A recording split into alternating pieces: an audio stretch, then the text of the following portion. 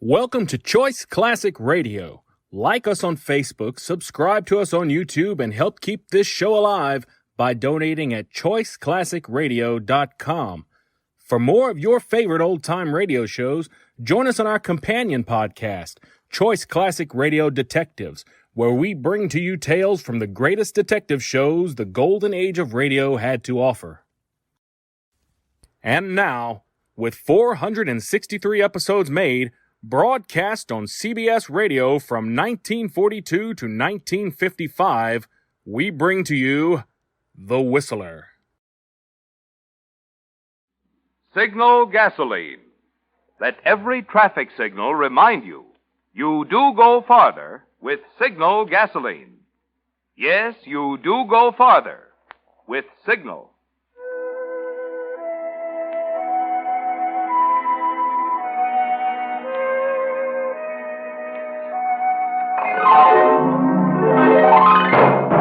The Signal Oil Company and your neighborhood signal dealer bring you another curious story by The Whistler.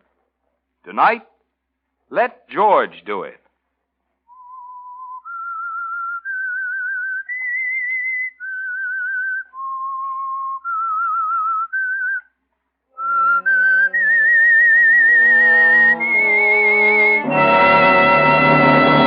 I am the Whistler, and I know many things, for I walk by night.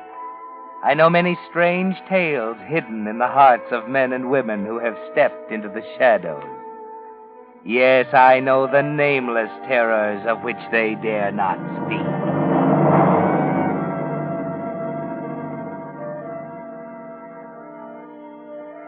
Kathy was beautiful. There was no denying it. A redhead, one of the all-too-rare variety, with pale white skin and big, luminous brown eyes. Delicate, fragile as a Dresden doll. Her beauty was always there for her to depend on when she got into a tight spot. That is, until she met an artist named Alan Blair and fell in love with him. Until then, men were nothing more to Kathy than a source of amusement, an endless parade of suckers, ready to jump when she crooked her finger. But Alan didn't jump. He didn't melt when she flashed her irresistible smile. He didn't come running to comfort her when she pouted. Maybe that's why she fell in love with him. And maybe that's why one day she told him about it. What? What did you say? I love you, Alan. Oh, no, not that. Alan! Alan, stop it! After all, Kathy, did you think I'd fall for that? But it's the truth. You never loved anyone in your life, darling. Except yourself. You don't know what it feels like. You're wrong, Alan. I mean... Sit over there. Please, Alan. No, that won't work either. There you are. Yeah. Okay, Miss Booby Trap. You can relax until the next sucker comes along. I'm checking out. You can't. You hear me? You can't just walk out Shut on up. me. That's exactly what I'm doing. I won't shut up. You're going to be sorry about this, Alan Blair. You're going to come crawling to me on your knees. Now, listen, baby, don't tell me what I'm going to do. I could have just walked out, taken the easy way. But somebody had to tell you off, and I wouldn't let George do it. You better practice in front of the mirror, sweetheart. Your act's getting rusty. So long. You're not going to get away with it. I'll kill you, that's what I'll do. No. Let George do it, you said. Huh? Let George do it.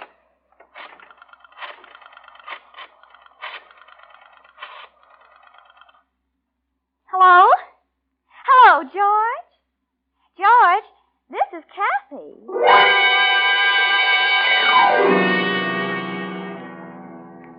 You can work fast when you want to, Kathy. 3 weeks later, the people of Evansburg are stunned when you announced your marriage to George. Dull, drab, uninteresting George Morrison, 15 years older than you. The staid, respected member of the city's Board of Supervisors. George is stunned, too. Kathy, I can hardly believe it. It's thrilling, isn't it, George? Well, it was so sudden, I hardly knew what to think. I'd always loved you, Kathy, but I never dreamed that this could happen. Love is an unexpected thing sometimes. You You do love me, don't you? Oh, of course I do, George. You're all I'd ever hoped for. Everything I'd ever dreamed about. Gosh, Kathy, I'll bet this will be a surprise to the folks in Evansburg. Wait till we get back from our honeymoon. Well, I get a kick out of telling them. You're too late, Mr. Morrison. Huh? What do you mean? I wired the papers yesterday.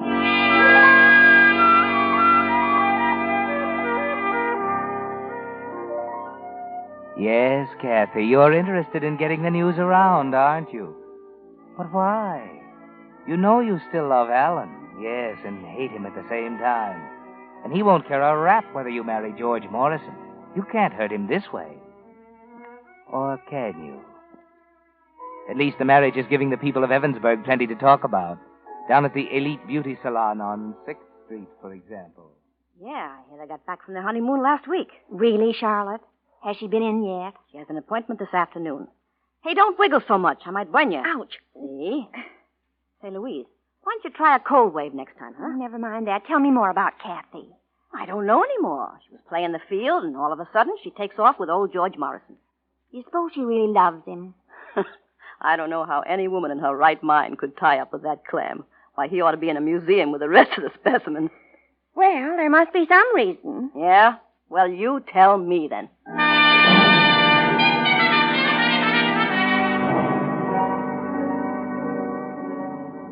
George, dear. Yes, Kathy? George, you remember what we talked about on our honeymoon? No. What? My portrait. Oh, yes, the painting. Well, you haven't mentioned it, George. Frankly, my dear, I'd forgotten it. I've been so busy. Yes, I know you've been so busy. Well, what about it? Well, go ahead, dear. Go right ahead. Find yourself an artist. I've found one, George. Yes? How long will it take? Oh, about a month, he says. He must work rather fast. That's not very long. Yes, I know, but I think it will be long enough.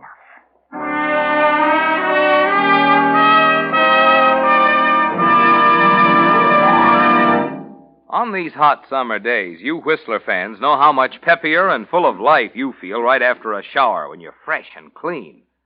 Well, that goes for your car's motor, too. Yes, a clean motor is naturally a more efficient motor. That's why it's so important these days to use the modern, solvent-refined motor oil that helps keep your motor clean. Signal 4-Star Motor Oil. You see, because of solvent refining, which is the latest, most costly process known to oil engineers, Signal 4-Star Motor Oil actually forms less carbon. And what little there is soft, like soot, tending to blow out with exhaust gases. Thus, by keeping your motor cleaner, Signal 4-Star Motor Oil actually helps 3 ways.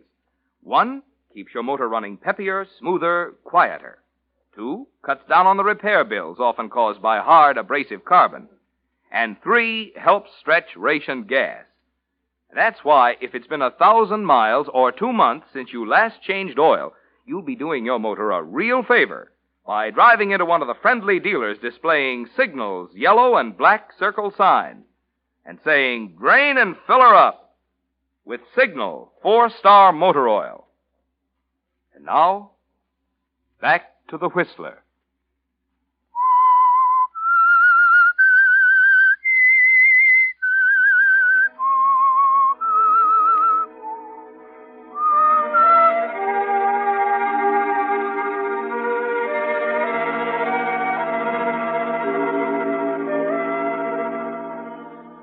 No, Kathy didn't marry George Morrison for money or social position.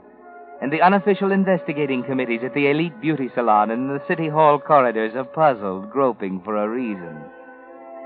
On the afternoon after her discussion with George about the picture, she makes a call at the Garden Court apartment, 328 at the end of the corridor on the 3rd floor.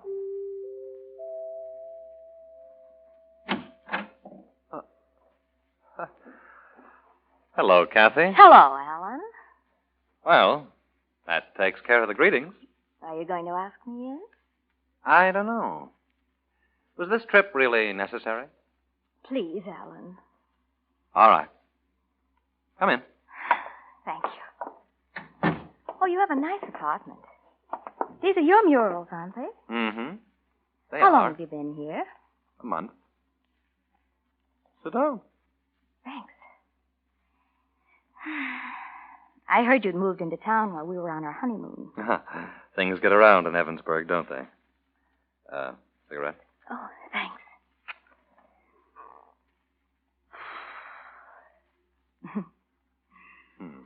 Good to see you again. Comfy? Yes? Okay. Okay, what? Spill it. What do you want?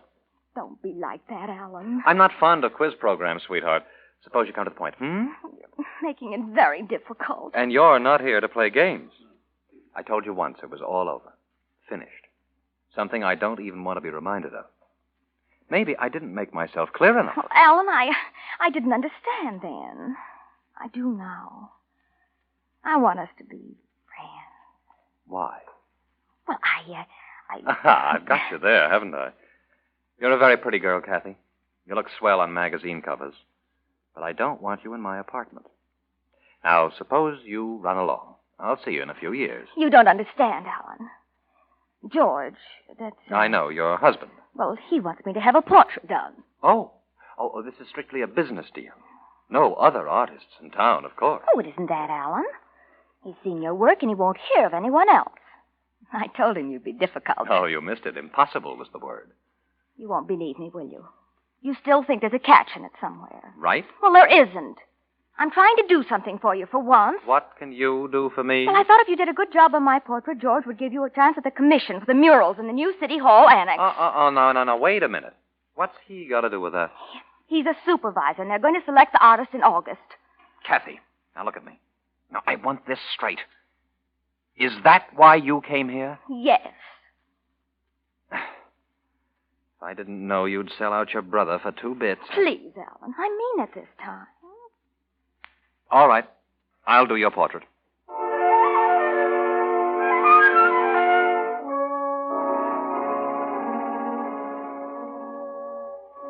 You could hardly keep from laughing out loud, Kathy. It was quite a triumph. You're thinking now how important that portrait's going to be to you, how necessary it will be for Alan to finish it on time. You tell him George must have it in a hurry, how you and he will have to work late at night. And you can imagine what a conversation piece that's giving them down at the Elite Beauty Salon. And she was there till almost midnight? That's what Jessie said. She lives on the same floor, you know.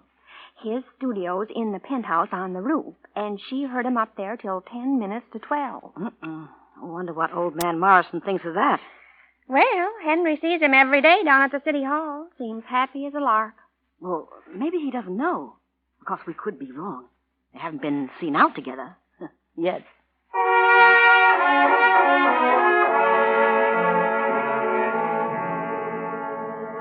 No, not yet, but you're working on that, aren't you, Kathy? While Alan works, you're making careful notes, the way his apartment is laid out, with his living quarters on the 3rd floor and the studio upstairs in the penthouse on the roof. Hold still, Kathy. The light's bad enough without you changing position every minute. I'm sorry, Alan. Oh, excuse me. Yes? Okay. Well, what else? Oh, yeah, that'll be fine. About 8. 9:15. What? Every night the phone rings at exactly 9:15. Oh, that's Manuel. I set my watch by him. Who's he? The houseboy downstairs. Calls every night to catch my order for breakfast. Oh. Well, no. Alan, I'm awfully tired. Couldn't we go downstairs for a drink? I don't know. It might not look so hot. Oh, don't be ridiculous. Okay. 10 minutes. That's better. Is there a mailbox around anywhere? Yeah, there's a chute by the elevator. Oh, good. I'll drop this off on the way down. Almost forgot it.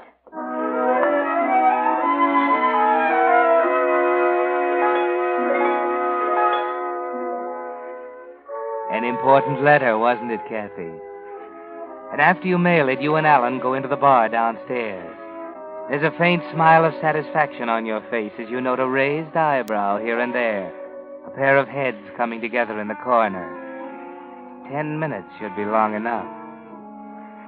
The next evening at home, George seems to be worried about something. George, is something bothering you? Why? You seem strange tonight. Oh, I'm sorry, Kathy. I guess I've been working too hard. That's all that's worrying you? Well, What is it, George? It's so stupid I shouldn't even tell you. You haven't lived in Evansburg as long as I have, Kathy. You don't know how mean and vicious this town can be. What are you talking about? It's, it's about Alan Blair. What do you mean? Kathy, did you ever know him before you came to Evansburg? Oh, yes, slightly. I meant to tell you, darling. You see, he's painting here under the name of Stanley Simmons. Yes. And when Charlotte told me about him, I didn't realize that he was... I see. What's the matter? I received an anonymous letter at the office today, and...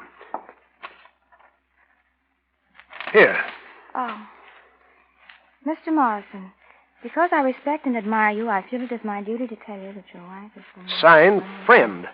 I wonder who would... Sure, I don't know. Why, of all the horrible contempt of... I just wanted you to see it. You're accusing me. No, I'm not. You have no right. There was nothing. I didn't accuse you, Kathy. You believe them, don't you? You swallowed their dirty little tales, hook, line, and sinker. Kathy, I only wanted you You don't have to tell me. You're part of this, aren't you? I'm trying to tell you I didn't. Give me that letter. There. That's where it belongs, in the wastebasket. Oh, George. Why did you have to show me that? Oh, Kathy, please. Believe me, honey, I wouldn't have shown it to you had I thought that it would... Oh, Kathy. Oh, please. Leave me alone. Just for a while. Okay. I'm sorry, honey. Please go. Okay, dear. I'll be in the den if you want me. Now. There. Good. He didn't tear it.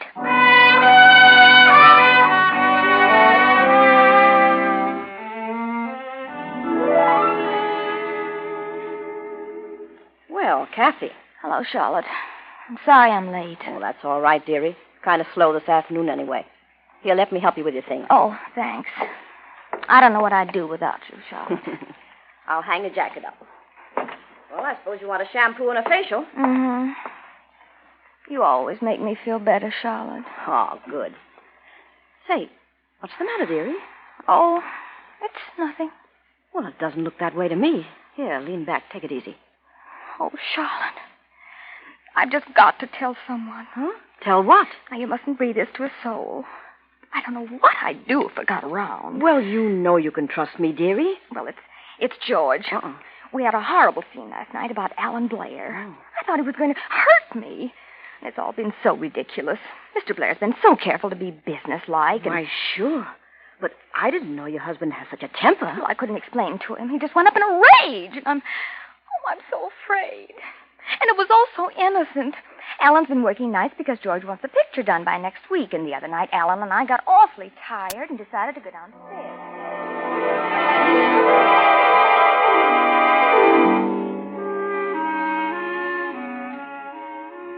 Devoted, gullible George. He was just the man for your plans, wasn't he, Kathy? And he's coming through nobly, just as you'd suspected.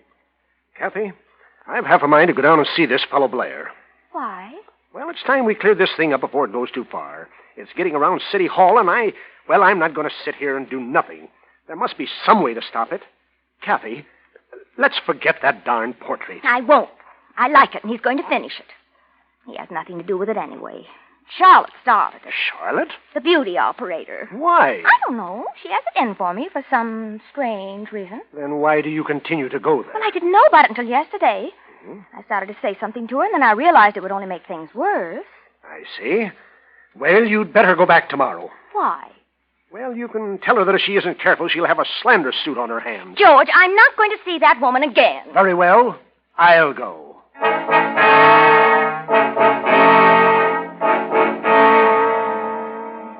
You're in the clear, Kathy. You've been very careful not to depend on outright lies. Half-truths are more effective and safer. Charlotte will irritate him. He'll accuse her. There'll be an ugly scene, and then... Now, wait a minute, Mr. Morrison. You can't talk like that to me. I? Well, now you just listen to me. This ugly talk about my wife and Mr. Belair is going to stop. Understand? I had nothing to do with it. Don't tell me you had nothing to do with it. You jealous old fool. Jealous? Yes, jealous. All right, listen. One more peep from you and your gang of gossip mongers about Alan Belair, and I'll have the lot of you in court.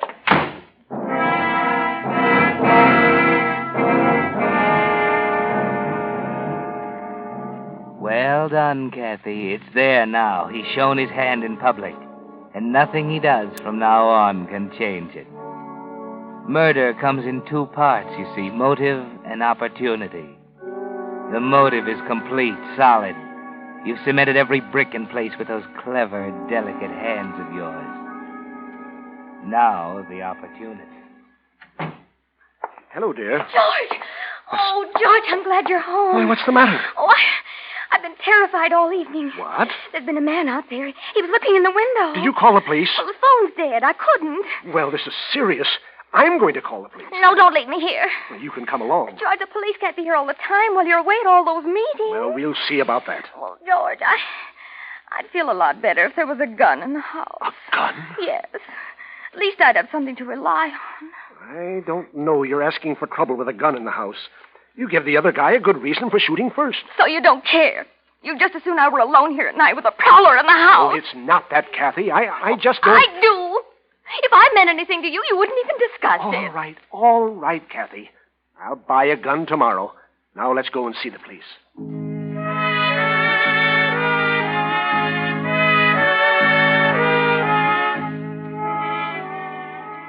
But of course, the police find nothing, Kathy. When you cut the telephone wire, you were careful to keep on the cement walk, and there were no footprints.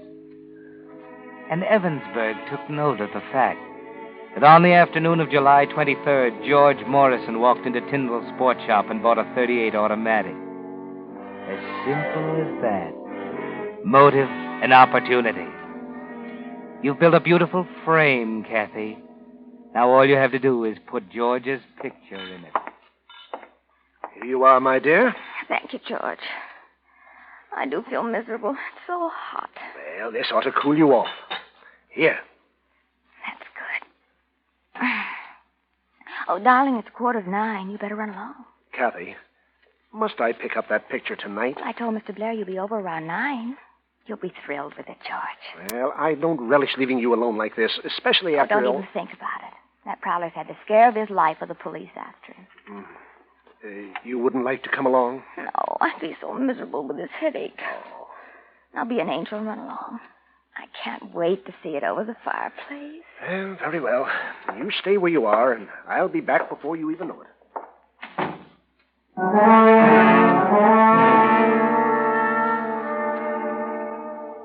He's gone.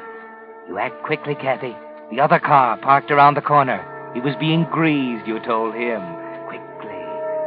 You know the Garden Court apartments like a book. The trade entrance at the rear, deserted at 9 o'clock. The back stairway to the roof, and Alan's studio in the penthouse. The east window is always open. You noted that, too. You crouch behind the chair next to the window. 12 minutes past 9. George's new gun. Gloves, no fingerprints. Pitch black outside. You're lucky. No one will see you leave. And there's George arriving right on the dot. You knew he would. Now, just one more piece of luck and you're in. Just one more. The telephone has to ring at 9:15 with Manuel's breakfast routine. And Alan has to come up to the penthouse to answer it. The seconds seem like hours. You can hardly breathe, Kathy. Waiting. He can't fail this time.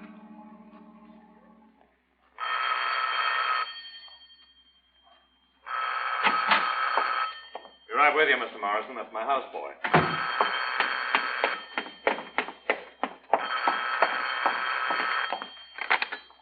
Hello? Yes? Uh-huh. About 9?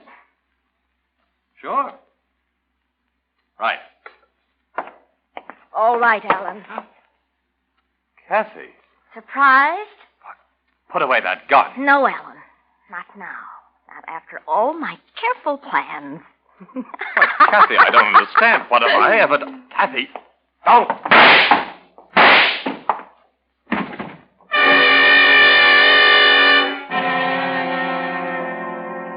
It's done. Now. Careful, Kathy. Don't be too obvious. Hide the gun under the chair cushion where they'll have to hunt to find you. Mr. Blair! Oh. Yes, here comes George. Out the window now and down the back Mr. stairs. Blair! That's Mr. Blair! it. It's done, Kathy. It's perfect.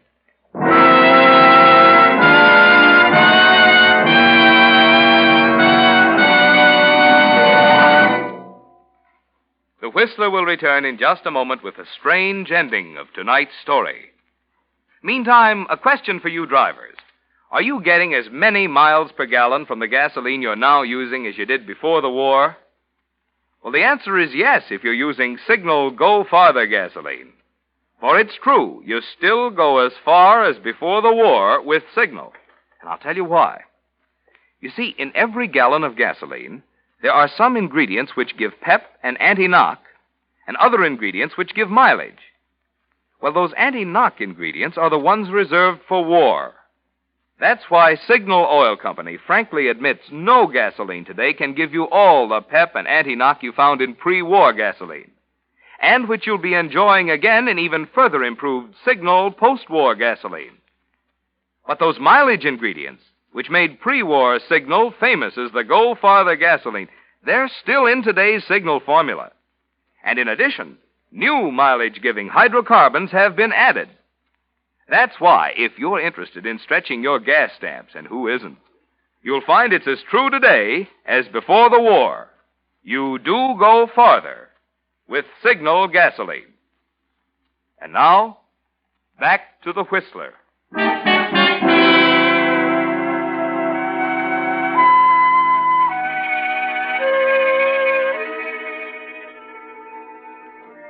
Ten minutes after leaving Alan's studio, Kathy is home again, safe in bed with her headache. There wasn't a hitch. No one saw her leave. The car is back in its place around the corner. Even the gloves are disposed of in the kitchen incinerator. George is late, naturally, unavoidably detained. And of course, Kathy isn't surprised when a police car drives up about 10 o'clock, and she admits Captain Murchison of the homicide squad. I don't quite know what to say, Mrs. Morrison. What is it, Captain? It's my husband, isn't it? He visited Alan Blair's apartment tonight. I sent him over for the portrait. What happened? Mr. Blair was murdered. Murdered? Oh, no, he wouldn't. George was jealous, but he wouldn't. He didn't. What?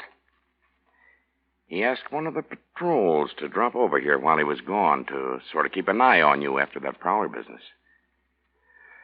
Boys were kind of worried when they found you'd gone, Mrs. Morrison. But when did they come here? Around 9:15. They figured they'd better tell your husband, so they phoned him at Blair's apartment. They were kind of surprised at what they heard. Why didn't you broadcast it? What do you mean? Mrs. Morrison, Blair didn't hang up that phone. You just thought he did. Otherwise, I can't see why. Can't see why you gave the officer a play-by-play report when you shot Blair. Well, you ready to go?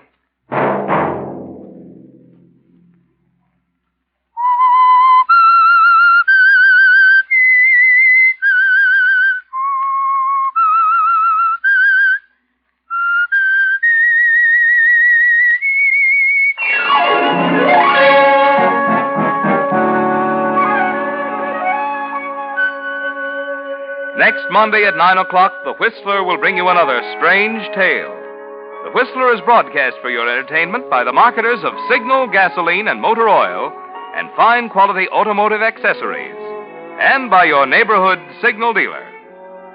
This program, directed by George W. Allen, with tonight's story by Ann Lockwood, music by Wilbur Hatch, is transmitted to our troops overseas by the Armed Forces Radio Service.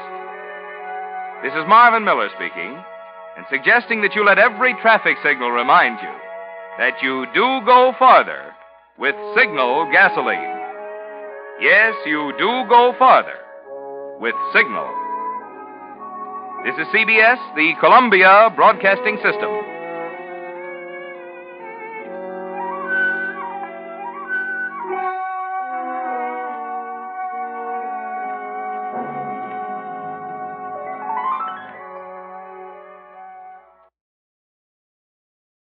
That concludes today's episode.